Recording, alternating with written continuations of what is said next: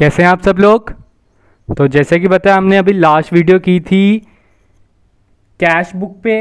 अब cash book की जो सब टाइप्स थी, single column, double column, triple column, फिर उसके बाद पैटी कैश बुक, उन सभी का मैं एक एक क्वेश्चन आपको कराऊंगा ताकि आपके सारे डाउट्स क्लियर हो जाएं। तो आज हम करेंगे सिंगल कॉलम कैश बुक। जैसे कि आप अपनी स्क्रीन पर देख सकते हो, वो मैंने पहले का फॉर्मेट बना के रखा है, आप सभी को याद होगा। पहले डेबिट साइड क्या रहता है, डेट आप देख सकते हो, ठीक है। सेकेंडली पर्टिकुलर्स या रिसिप्ट, मैंने दोनों चीजें लिख दी हैं। अगर उधर आपको ऑप्शन पूछा जा सकता है, the debit side is known as the debit side of single column या cash book is known as receipt side. जितना भी पैसा आएगा हम इधर रिकॉर्ड करेंगे। अभी जब हम क्वेश्चन करेंगे आपको सारे डाउट्स क्लियर हो जाएंगे। उसके बाद आप देख सकते हो लेजर फोलियो, लेजर का पेज नंबर आ जाता है इधर। उसके बाद इसकी अमाउंट आएंगी, फिर डेट, फिर पर्टिकुलर्स या पेमेंट्स। आप देख सकते हो पेमेंट्स लिखा है मैंने इधर। पर्टिकुलर्स भी होता है, पेमेंट्स भी होता है। बड़े से स्टूडेंट्स कहते हैं कि सर नहीं पेमेंट होता है, तो मैं बता दूं कहीं भी ये स्पेसिफाइड नहीं है कि आपने उसकी जगह सिर्फ और सिर्फ पेमेंट लिखना है। आप पर्टिकुलर्स भी लिख सकते हो, वो गलत कोई नहीं करेगा। लेकिन आपको अगर एमसीक्यू पूछा जा सकता है क्रेडिट साइड कौन सी साइड है, तो वो पेमेंट साइड है, आप वो लिख सकते हो। फिर है लेजर फोलियो, देन अमाउंट। चलो क्वेश्चन स्टार्ट करने से पहले मैं बता दूं जो हमने लास्ट वीडियो किए थे उसके आंसर्स। पहला क्वेश्चन था कि कैश बुक में कैश कॉलम का क्या बैलेंस रहता है, तो उसका बैलेंस हमेशा डेबिट रहता है। वैसे तो मैंने इंपॉर्टेंट पॉइंट्स में पहले घुसाया हुआ था, आप सभी को पता होना चाहिए, क्योंकि आपका पैसा कभी भी माइनस में नहीं हो सकता, तो इसलिए उसका बैलेंस हमेशा डेबिट ही होता है। सेकंड क्वेश्चन था what would be the balance of bank column. Bank column का बैलेंस क्या होता है? बैंक कॉलम का बैलेंस डेबिट भी हो सकता है, क्रेडिट भी हो सकता है। इट मे बी डेबिट और क्रेडिट। मैं बता दूं क्यों। क्योंकि आप अगर ज्यादा पैसा निकालो, मैंने आपको ओवरड्राफ्ट फैसिलिटी बताई थी, जिन्हें नहीं पता वो लास्ट वीडियो में देख लें, उसमें मैंने बताई थी, उससे हम बोलेंगे क्रेडिट बैलेंस। थर्ड क्वेश्चन था कि सैलरी आउटस्टैंडिंग कहां पे आता है कैश बुक में, डेबिट, क्रेडिट की, बोथ की, नोवेयर। तो इसका आंसर था नोवेयर। सैलरी आउटस्टैंडिंग कहीं नहीं आता, क्योंकि ना उसमें पैसा आया आपके पास, ना उसमें पैसा आपका गया, तो उसकी एंट्री हम कहीं नहीं करेंगे। होप की क्लियर अप होगा। अब आपको होप की स्क्रीन पे क्वेश्चन दिख रहा होगा, मैंने आपकी स्क्रीन पे आ गया होगा क्वेश्चन। तो क्वेश्चन की पहला सेंटेंस क्या कह रहा है, पहली ट्रांसैक्शन क्या कह रहा है, स्टार्टेड बिजनेस विद कैश। तो मैं बता दूं पहले कि ये भी लेजर की तरह ही होता है। लेजर में जैसे डेबिट साइड क्या आता है 2, तो इधर भी 2 ही आएगा, ठीक है। और क्रेडिट साइड क्या होता है आप सभी को पता होगा, क्रेडिट साइड हमारा होता है बाय, तो इधर भी बाय ही आएगा, ठीक है। जस्ट लाइक लेजर, ये लेजर ही है, बस नाम दे दिया हमने बुक का। तो पहले ही ट्रांसैक्शन कह रहे हैं started business with cash ₹100। Simple language में बोलूंगा, कोई कॉम्प्लेक्स में नहीं जाऊंगा मैं। स्टार्टेड बिजनेस विद कैश, इसमें आपके पास पैसा आया कि गया, इसमें आपके पास पैसा आया कि गया, पैसा बिजनेस में आ रहा है। जब भी पैसा आएगा हमने रिसिप्ट साइड लिखना है। हमने कौन सी साइड लिखना है? Receipt side. तो रिसिप्ट साइड में आपने क्या लिख देना है, टू कैपिटल। कैपिटल के थ्रू पैसा आया ना आपके पास, कितना पैसा आया? 100। होप की क्लियर होगा। अगला पकड़ते हैं। अगली ट्रांसैक्शन कह रहा है गुड्स परचेज ₹50। आपने इसमें गुड्स परचेज किए हैं 50 रुपए के। परचेज करोगे तब पैसा आएगा कि जाएगा? हमारा पैसा जाएगा। तो जब पैसा जाएगा हमने कहां पे ट्रांसैक्शन करनी है? Payment side. तो पैसा क्यों जा रहा है, क्या रीजन है? रीजन है हमारा हमने गुड्स खरीदे हैं, बाय परचेज। कितने का? 50। अगली transaction goods purchase from Ram ₹100। Ram से आपने 50 रुपए का सामान खरीदा। तो आप इसमें इसका नाम याद रख रहे हो, नाम की वैल्यू है इसमें, तो हमें इसमें क्या करना है, कैश आपके पास आया कि गया। जब आप परचेज करते हो आपके पास पैसा आपका जाता है, पैसा आपका जाता है, लेकिन अभी गया नहीं है क्योंकि आपने उसे उधार पर खरीदा है, क्रेडिट पर खरीदा है। ठीक है, तो हम क्या करेंगे, इसकी ट्रांसैक्शन नहीं करेंगे, इसकी ट्रांसैक्शन को हम नहीं करेंगे क्योंकि ये उधार पर है, ना ही इसमें पैसा आ रहा है नहीं, ना कि इसमें पैसा जा रहा है, तो उसकी ट्रांसैक्शन नहीं होगी। इसको हम क्या करेंगे, skip. Next transaction, sold goods ₹200। आपने सामान बेचा 200 रुपए का। आपने क्या किया, सामान बेचा 200 रुपए का। पैसा आया कि गया, आपके पास पैसा आया, तो मैं इधर लिख देता हूं टू सेल्स। कितने का, 200 का। होप कि क्लियर होगा। अगला पकड़ते हैं, मशीनरी सोल्ड। जब आप मशीनरी बेचोगे पैसा आया, पैसा आया तो कौन सी साइड डालेंगे, रिसिप्ट साइड। मैं इधर डाल देता हूं 100 रुपीज।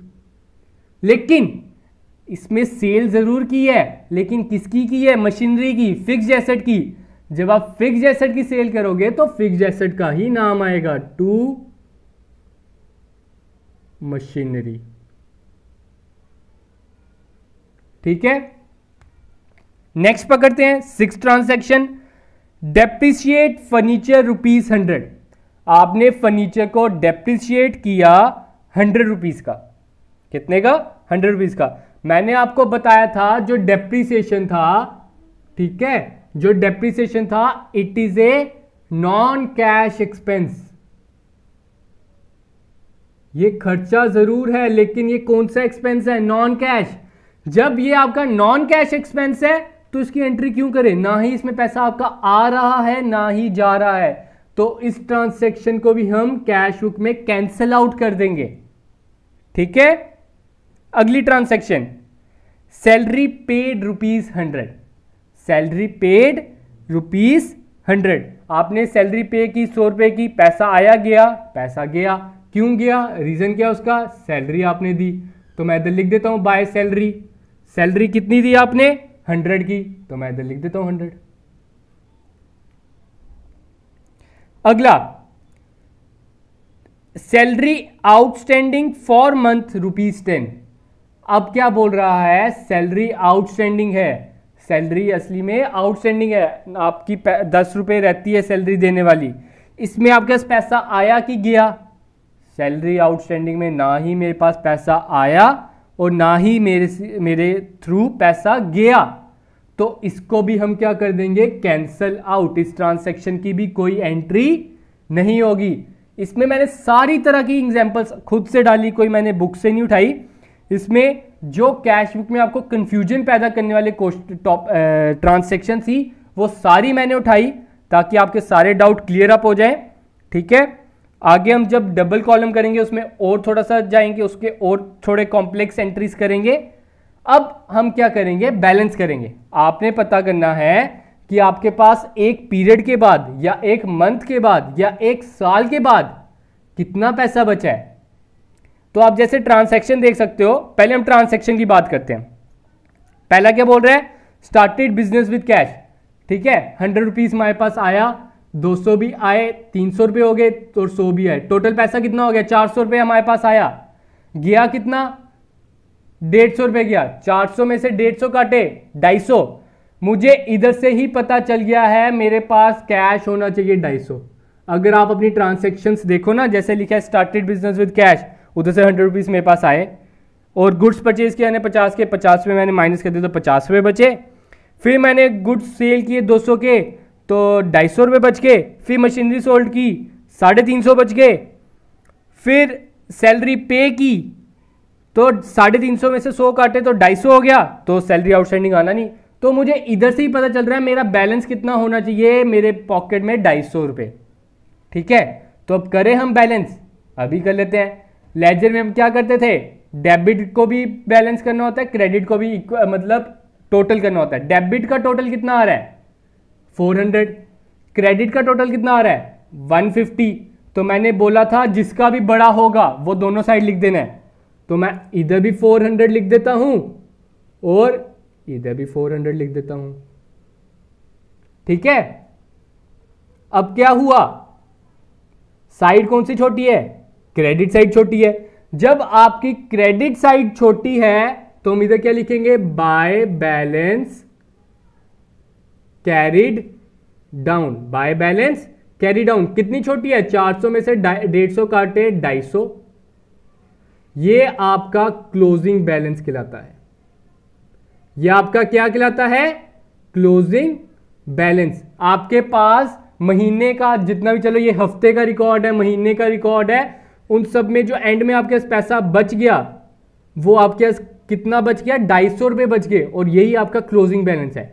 अब आपने जब अगले महीने की बात कर लो या अगले हफ्ते की बात कर लो, जैसे भी आप मेंटेन कर रहे हो, उसकी जब आपने एंट्री करनी है, आप क्या करते हो, इसको इधर ले आते हो, इसके ऑपोजिट साइड। तो इधर एंट्री क्या आ जाएगी, टू बैलेंस ब्रॉड डाउन। आपने ये बैलेंस ब्रॉड डाउन किया है कितने का, 250 का, और इधर से नया साल शुरू हो जाएगा या नया पीरियड शुरू हो जाएगा, ताकि आपके सारे डाउट्स इसमें क्लियर हो जाए। मैंने तभी ये एक क्वेश्चन लिया जिसमें सारी कॉम्प्लेक्स मतलब सिंगल कॉलम की बनती ही ट्रांजैक्शन वो मैंने डाल दी। ठीक है, अब एक डाउट था किसी का, उनका डाउट यही था कि सर आपने बोला an account has a balance of credit balance, एक अकाउंट का बैलेंस है क्रेडिट, ओपनिंग बैलेंस, तो ओपनिंग बैलेंस का मतलब हो गया क्रेडिट साइड ये। ठीक है, मैं ये डाउट समझा रहा हूं, बाय बैलेंस ब्रॉट डाउन मतलब उसका बैलेंस आया क्रेडिट साइड, उसका answer to balance carry down कैसे आ गया। जैसे कि आप इधर देख रहे हो, इधर से ट्रांसैक्शन इधर पहुंची, तो इधर से ट्रांसैक्शन कहां पहुंचेगी, इधर, तो इसका क्लोजिंग बैलेंस किस तरफ आएगा, टू बैलेंस कैरी डाउन। ठीक है, टू बैलेंस कैरी डाउन, तब भी उसका answer to balance carry down था। लास्ट वीडियो में किसी ने मेरे से ये पूछा था क्वेश्चन, तो मैंने उन्हें बोला था मैं आपको नेक्स्ट वीडियो में बताऊंगा। तो ये है आपका डाउट, होप कि क्लियर होगा। ऐसे ही अगर आपसे पूछा जाए कि what would be the closing entry, closing entry क्या होगी फॉर ए डेबिट अकाउंट, जिसका अकाउंट का बैलेंस डेबिट है, तो उसका अकाउंट का बैलेंस कितना है, डेबिट ये है, उसकी क्लोजिंग एंट्री होगी बाय बैलेंस कैरी डाउन। अगर उसके अकाउंट का बैलेंस है क्रेडिट, तो उसकी क्लोजिंग बैलेंस क्या होगा, टू बैलेंस कैरी डाउन। ये चीज याद रखना है, क्लोजिंग के लिए कैरी डाउन यूज करते हैं और ओपनिंग के लिए ब्रॉड डाउन, ये भी चीज आपने याद रखनी है। होप कि आप सबके सारे डाउट क्लियर होंगे। नेक्स्ट वीडियो में हम आएंगे डबल कॉलम का क्वेश्चन लेके, उसके बाद ट्रिपल कॉलम, देन हमारा रहेगा पैटी कैश बुक, जिसमें आपके सारे डाउट क्लियर कर दूंगा। Thank you, have a good day and enjoy your day. और डिस्क्रिप्शन में आपको लिंक प्रोवाइडेड है, आप उधर हमारे डिफरेंट सोशल मीडिया हैंडलर्स पे हमारे साथ जुड़ सकते हैं। आपकी कोई भी क्वेरी है उधर आप हमसे पूछ सकते हैं। Thank you.